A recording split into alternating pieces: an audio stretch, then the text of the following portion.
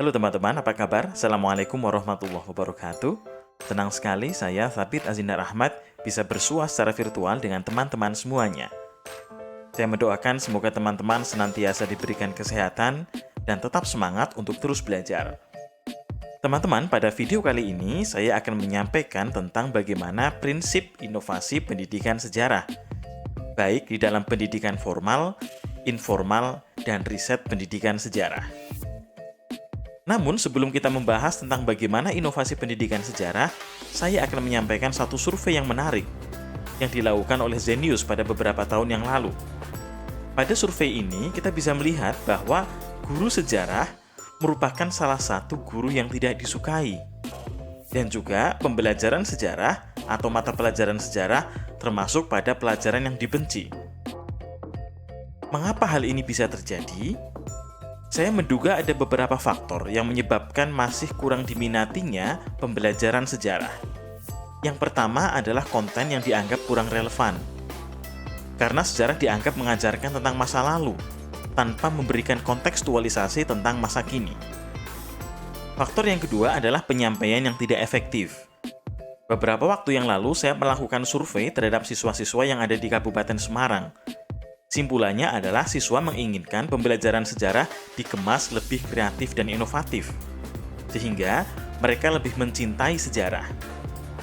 Yang ketiga adalah perubahan karakteristik masyarakat, di mana pada saat ini, berdasarkan sensus penduduk tahun 2020, sebanyak 27,94% adalah generasi Z, di mana generasi Z ini memiliki cara belajar yang berbeda dengan generasi-generasi sebelumnya. Mereka lebih suka cara belajar yang menantang. Bagaimana mengalami, bagaimana melakukan pembelajaran yang mengalami secara langsung. Kemudian, yang keempat adalah tantangan di era pasca kebenaran. Pada era pasca kebenaran, kita sering menjumpai informasi yang bertebaran di mana-mana. Bahkan seringkali tercampur antara yang fakta dengan yang hoax. Di sini, kebenaran menjadi sangatlah relatif. Sehingga ketika pembelajaran sejarah tidak menanggapi isu-isu yang berkembang di media sosial atau di internet, maka pembelajaran sejarah dianggap ketinggalan dan out of context. Inilah yang kemudian menjadi tantangan di dalam pembelajaran sejarah di abad ke-21. Lalu, bagaimana solusinya? Solusinya adalah dengan melakukan inovasi. Inovasi dalam pendidikan sejarah meliputi 3 aspek. Yang pertama adalah inovasi pendidikan sejarah di jalur formal atau sekolah. Yang kedua adalah inovasi pada pendidikan sejarah jalur informal atau di masyarakat. Dan yang ketiga adalah inovasi dalam kajian pendidikan sejarah. Mari kita bahas satu persatu. Inovasi dalam pendidikan sejarah. Yang pertama kita bahas tentang apa itu inovasi pendidikan sejarah. Inovasi dalam pendidikan sejarah merupakan proses memaknai masa lalu dengan ragam strategi baru dan pengemasan yang kreatif agar masa lalu itu dapat dimanfaatkan untuk kehidupan saat ini dan mendatang. Inovasi ini diperlukan agar pendidikan sejarah tidak terjebak pada penyampaian fakta kesejarahan semata. Artinya, ini masih pada level yang pertama, yakni belajar tentang sejarah. Sementara itu, pendidikan sejarah memacu kita agar tidak hanya belajar tentang sejarah, tetapi belajar dari sejarah dan belajar untuk ditulis oleh sejarah. Nah, untuk inovasi ini kita bisa melihat ada 3 hal. Yang pertama adalah inovasi dalam jalur formal atau inovasi dalam sekolah. Pada inovasi pendidikan sejarah di jalur formal, kita bisa melihat 2 strategi utama. Yang pertama adalah membangun keterhubungan dalam materi dan membangun perspektif kesejarahan atau strategi linking, dan yang kedua adalah membangun suasana belajar yang sesuai, yakni strategi bridging. Yang pertama, pada strategi linking, ada beberapa alternatif yang bisa kita lakukan. Yakni yang pertama adalah bagaimana mengaitkan sejarah dengan isu-isu yang relevan. Saya ambil contoh adalah tentang bagaimana kisah-kisah masa lalu kita kaitkan dengan isu-isu lingkungan, sehingga kita bisa melihat ada pembelajaran sejarah lingkungan. Materi-materi kesejarahan kita kaitkan dengan isu-isu kemaritiman, dengan isu-isu nasionalisme, isu disintegrasi, dan sebagainya. Kemudian, yang kedua adalah membangun konteks lokal dan global. kita melihat bahwa peristiwa satu itu tidak bisa dilepaskan dari peristiwa yang lainnya, baik dalam konteks lokal maupun dalam konteks global. Sehingga kita perlu membuat hubungan antara peristiwa lokal dengan peristiwa sejarah nasional dan juga konteks yang lebih luas lagi. Kemudian, kita juga perlu mencari bagaimana konteks lokal dari suatu peristiwa sejarah. Lalu yang tidak kalah penting adalah mencari peninggalan-peninggalan yang ada di sekitar kita yang berhubungan dengan kisah tertentu. Kemudian pula, kita bisa meneladani tokoh-tokoh lokal karena bagaimanapun juga sejarah lokal itu memiliki ceritanya sendiri-sendiri yang memiliki keterhubungan dengan sejarah yang lebih luas. Kemudian, linking yang ketiga adalah bagaimana menghubungkan satu peristiwa dengan peristiwa lain yang sezaman. Kita bisa melihat bahwa sejarah itu adalah tentang keterhubungan.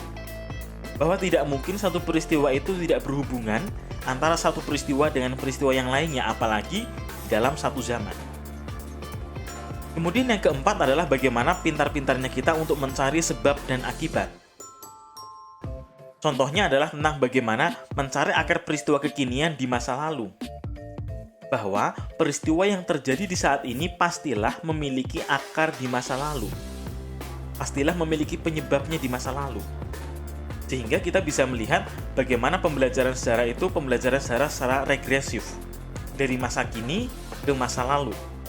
Dan juga bagaimana mencari keterkaitan antara masa lalu dengan saat ini. Kemudian, berikutnya kita bisa mencari relevansi antara masa lalu dengan kehidupan kekinian.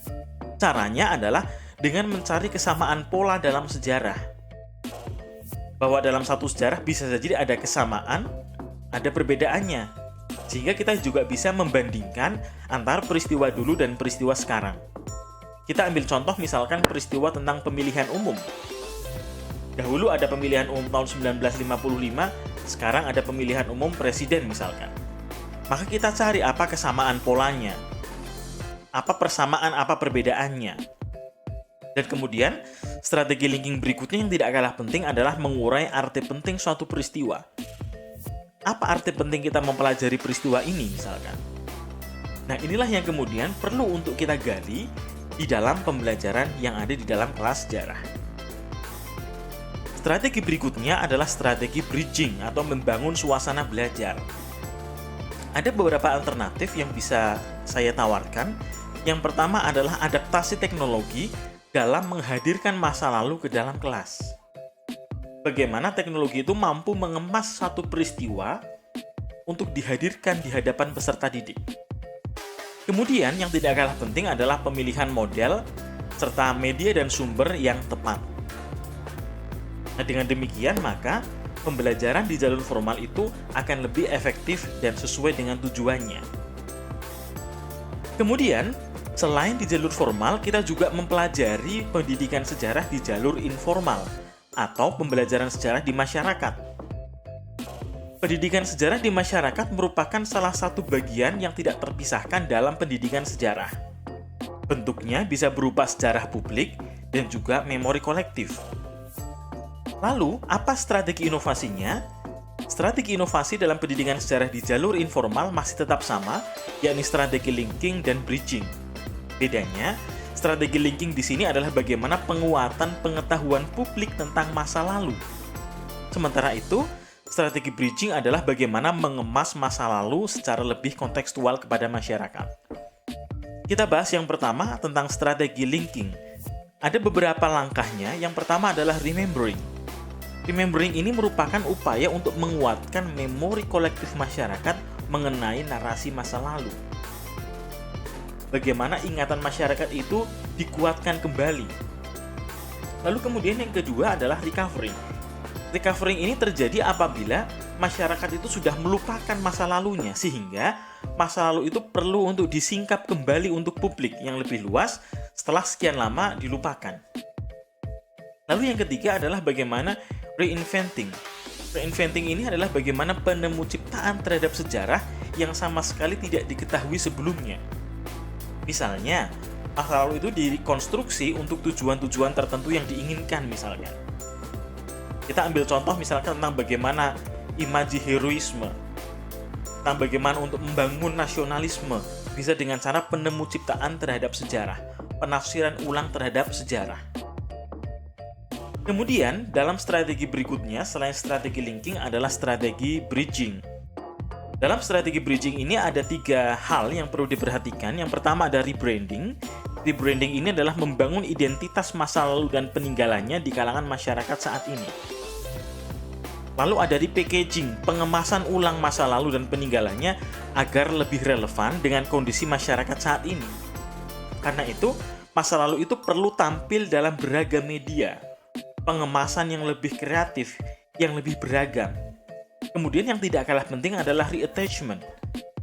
Bagaimana menguatkan partisipasi masyarakat dalam menjaga keberlanjutan ingatan dan peninggalan di masa lalu. Jadi ini adalah strategi yang bisa kita lakukan dalam inovasi pendidikan sejarah pada jalur informal atau pendidikan sejarah di masyarakat. Lalu, aspek yang ketiga adalah bagaimana inovasi dalam kajian pendidikan sejarah. Ada 2 hal penting yang perlu kita perhatikan. Yang pertama adalah penerapan ragam strategi penelitian. Bahwa kita perlu menerapkan ragam strategi penelitian. Sekarang ada banyak strategi penelitian, misalkan kualitatif, ada kuantitatif, ada campuran.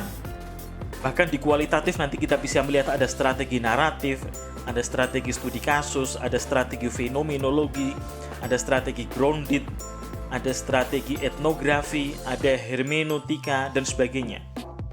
Kemudian di campuran kita bisa melihat ada campuran concurrent, ada campuran sequence, ada campuran transformatif.